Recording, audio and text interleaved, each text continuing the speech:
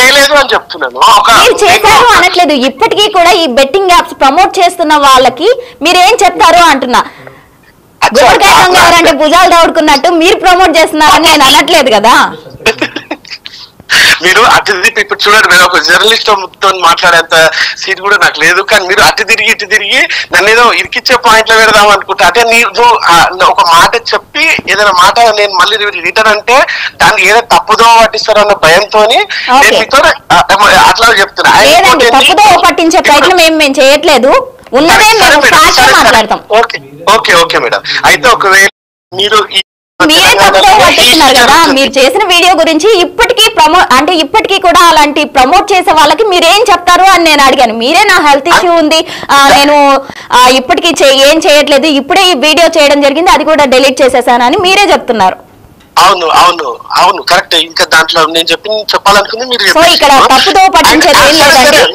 Complete చేయలేదు madam. చెప్పేది ఇప్పుడు మన తెలంగాణ అండ్ ఆంధ్రప్రదేశ్ స్టేట్ లా ఇప్పుడు సజ్జనార్ సార్ ఏదైతే యాక్షన్ తీసుకొని వీళ్ళు ఇట్లా ప్రమోట్ చేస్తున్నారు, సో చేయనీయకండి, ఎందుకంటే ఇట్స్ నాట్ సేఫ్ అన్నట్టు చెప్పిండ్రు. కాబట్టి దానికి వెనుకకు తగ్గిన వాళ్ళు చాలా మంది ఉన్నారు, తగ్గని వాళ్ళు చాలా మంది ఉన్నారు.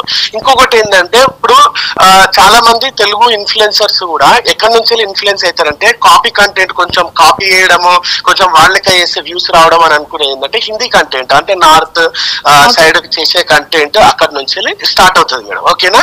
అండ్ ఇక్కడ ఒక విషయం ఏంటంటే మీకు చాయ్ వాలా అనే ఒక పర్సన్ తెలుసా అండి? Windows 11 12 ఆయన ఇప్పుడు ప్రజెంట్ బ్రాండ్ అంబాసిడర్. ఆయన తెలుసా మీకు? ఐడియా ఉందా? ప్రతి దాంట్లో చాయ్ వాలా అనే ఒక పర్సన్ ని తీసుకెళ్లి వాళ్ళ బ్రాండ్ ప్రమోషన్స్ కానీ. ఒక విషయం అండి, ఇలా యాప్స్ ప్రమోట్ చేసే వాళ్ళు దాదాపు 70 మందిగా ఉన్నారంటూ కూడా ఇప్పుడు ఐపీఎస్ సజ్జనారు వీళ్ళందరూ గుర్తించడం జరిగింది.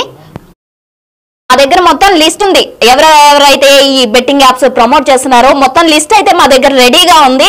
అటు వీళ్ళందరినీ కూడా వదిలే ప్రసక్తే లేదు. ఇటువంటి వాటిపై ఖచ్చితంగా కూడా ఐటీ యాక్ట్ నమోదు చేస్తామంటూ కూడా పోలీసులు చెప్తున్నారు. మరి వీళ్ళందరికీ మీరు ఏం చెప్తారు? ఒకవేళ ఇటువంటి ప్రమోట్ చేయడం ఎంతవరకు కరెక్ట్ అంటారు? ఇప్పుడు తప్పని తెలిసిన తర్వాత కరెక్ట్ అని ఎందుకంటాం మేడం? అవును, ఎగ్జాక్ట్లీ. మరి మీరు ఇప్పుడు ఆపేశారా మేడం? నేను మీకు ఒక 3 minutes కిందనే ఆన్సర్ చెప్పిన, ఎప్పుడో ఆపేస్తాము అని చెప్తున్నా కదా. ఓకే, ఎప్పుడో ఆపేశారా అంటే ఆల్రెడీ చేసున్నారు, సో మీపై కూడా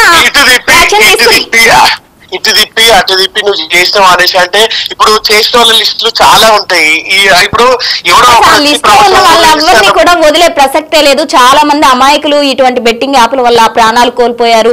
వాళ్ళు ఇంట్లో ఫ్యామిలీ మెంబర్స్ కూడా చాలా సఫర్ అయ్యారు. కాబట్టి దీన్ని చాలా సీరియస్ గా తీసుకున్నారు పోలీస్ బృందం. కాబట్టి దీనిపై ఖచ్చితంగా యాక్షన్ తీసుకుంటారంటున్నారు. మరి మీరు గతంలో చేస్తున్నారని మీరే చెప్తున్నారు కాబట్టి మీపై కూడా యాక్షన్ తీసుకునే అవకాశం ఉంటే ఒకవేళ మీరు ఏ విధంగా దీనికి రియాక్ట్ అవుతారు?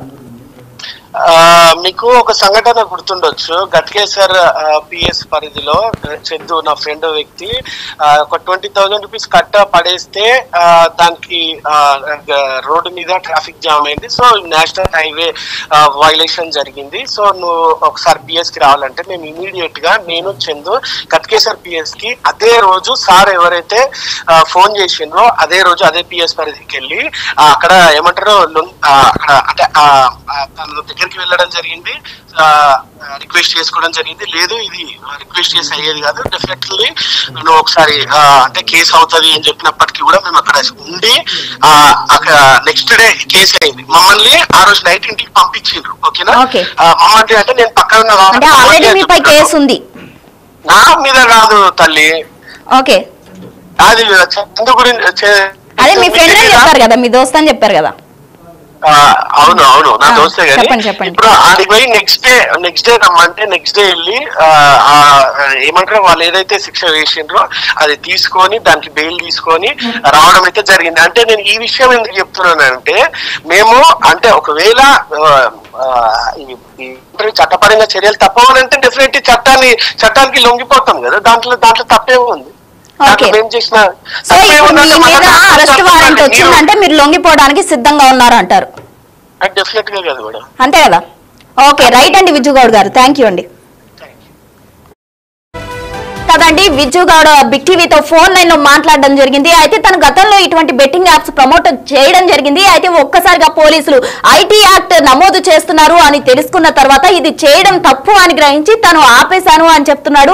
మొత్తంగా అయితే విజ్జు గౌడ్ చేసిన వీడియోలను అన్నింటినీ కూడా విజ్జు గౌడ్ డిలీట్ చేయడం జరిగింది. మరోవైపు అటు లోకల్ బాయ్ నానిని ఇప్పటికే పోలీసులు అరెస్ట్ చేయడం జరిగింది. ఇప్పుడు తాజాగా సన్నీ యాదవ్ కి సంబంధించి కూడా పోలీసులు అరెస్ట్ చేసేందుకు కూడా యత్నిస్తున్న పరిస్థితి కనిపిస్తుంది. ఆల్రెడీ అతనిపై కేసులు కూడా నమోదు చేశారు. ఇప్పటికే బెట్టింగ్ యాప్స్ కు సంబంధించి కూడా సజ్జనార్ ఎన్కౌంటర్ సిద్ధం చేసినట్టు తెలుస్తుంది. అయితే ఆన్లైన్ బెట్టింగ్ భూతంపై సీనియర్ ఐపీఎస్ అధికారి తెలంగాణ ఆర్టీసీ ఎండీ సజ్జనార్ అయితే సోషల్ మీడియాలో కనిపిస్తున్న అవగాహనకు పెద్ద ఎత్తున రెస్పాన్స్ వస్తుందని చెప్పుకోవచ్చు. అమాయకుల ప్రాణాలు ఈ బెట్టింగ్ మహమ్మారి తీస్తుంది అంటూ ఆయన చేస్తున్న పోరాటాన్ని చాలా మంది సెలబ్రిటీలు అలాగే ఇన్ఫ్లుయెన్సర్లు